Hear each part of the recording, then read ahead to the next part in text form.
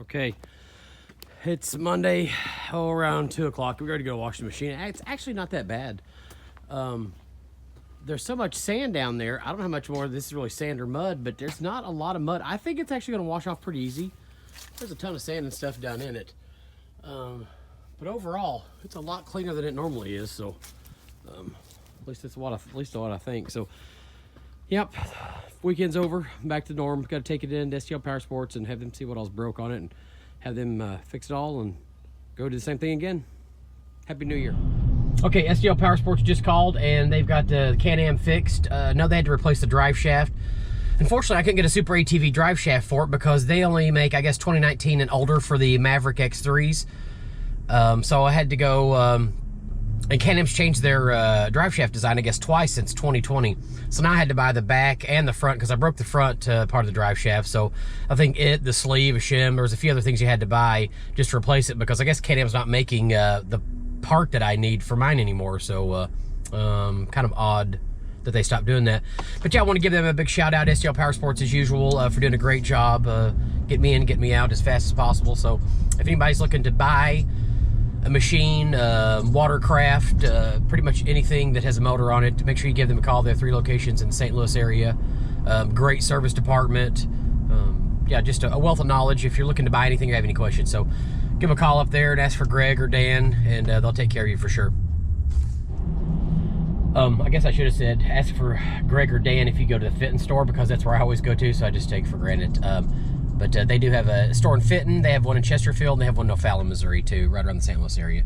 So, and they sell every type of side-by-side they sell every type of side-by-side, jet ski, lawnmowers, go-karts, pit bikes, dirt bikes, four-wheelers. I mean, they literally sell everything. So, yeah, I'm headed up there right now to pick it up, so should have it picked up, and I'll do a couple more videos, and I'll do kind of a walk around and just kind of show you what all they fixed. Thanks. Okay, just got the machine back. Okay, so here was the issue. The front part of the drive shaft, obviously you can see, was just pretty much twisted in half, like that. When I put it in reverse, I think it was already starting to break before then. The problem now is, here's the back drive shaft. The new, anything at 2020 and above, they started doing different new drive shafts. So you can't just get this front piece anymore. It's different than the back. So I had to replace the back drive shaft and the front drive shaft, and like the holder for it also. Not terribly expensive, but you know, still more than most people I think are going to want to pay for it. But other than that, they got a new drive shaft in it, one of the newer versions that's put back in it. I just kind of got it a little detailed and cleaned up a little bit. Still not that clean, but overall not too bad. But other than that, I think we've pretty much shown everything that it had before. It's got the new temperature sensor. It's got the Stage 5X85 flash in it. Trying to think here. Yeah, I mean now, well, I guess the good thing is the fuel and stuff. The X85. That's the VP X85 fuel. But looking forward to getting the machine back. There was a ride down at Pruitt Mountain today. They were going to kind of break in some new hills that they had put together, but unfortunately I'm not going to be able to make it. So yeah, I just want to give John and Tina a big shout out and thank them very much for getting my machine all hooked up. They're at StlPowersports. Get right here. Let me look at the Missouri motor in the background there. Yeah, I think it's probably been about 2 weeks since I've had it.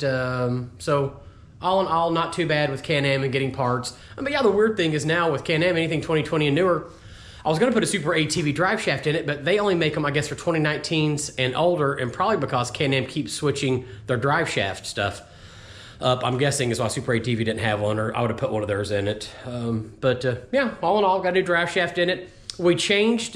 They changed the secondary clutch just a little bit to give it a little bit more top end. We took a little bit of torque out of it for more like top speed stuff, because you really, you can't have both. So we're going to try it and do some test hits. I'm going to put the Bravens back on over here. And that's what I did with the Stage 3 flash. I did some time trials with it down through here. So as soon as, probably, I don't know, maybe tomorrow. I don't know. It's pretty cold out. It's like 25, 30 degrees today. We may go ahead and switch those out is get these 35s off and put those 32s on, and just kind of do some time trials and see where it's at overall as far as comparison in that 8th and 10th mile that we did. But as always, StlPowersports did a great job. Got the machine back and going. It's a beast. I love these new Terminator Max tires. They performed great down at WTF event at River Run Park in Jacksonville, Texas for New Year's.